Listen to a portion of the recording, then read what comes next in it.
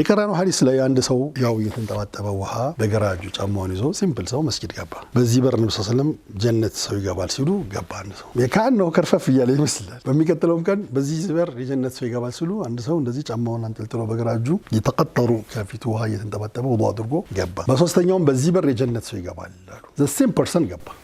ሶስቱም ቀን ላይ ገባው ራሱ ነው በዛው ሀያ የውዱ ሰሃቦቹ ሐዲስ ስለሆኑ የሰይድና ዐምር ብን ዐስ ልጅ አብደላህ ሄደና እኔ ከአባቴ ጋር ትንሽ ኳረል ስላለን አብደላህ ኢብኑ ዑመር ነው የሚለው አብደላህ ኢብኑ ዐምር ነው። አንተ ጋር እንግድነት ስለው 3 ቀን መብት ነው። 3 ቀን ተቀመጠ እና የጀነት ሰው ይገባል ሲባል የነሱም አስተሳሰብ ምንድነው? ለሊቱ የሚያነካካው ቢዘክር የሚቀራ አዲ ታናን ተዘክሮ አስካረን ነው ማድርጎ የተኛ ለሊቱ ሲከባደድ በጊዳው አድርጎ ወደ ፈጅሩ ይላል። የተለየ ምንም ስራ የለም። ግን እዚህ ጋር በጣም የሚገርም ቃል አብዱላህ غير اني لم اسمعه يقول الا خيرا ኔጌቲቭ ነገር ያወራ መልካምን እንጂ ሲናገር አልሰማውም። ይሄ ነው ለካ ሰውን ብድግ አድርጎ እዛ የሚወስደው። በቃ ማይጠቅም ነገር መተው፣ ማላያኒ መተው፣ ሀሜት መተው፣ ከዛ ሁሌ ስለ ሰው ፖዚቲቭ ማውራት፣ ኸይር ማውራት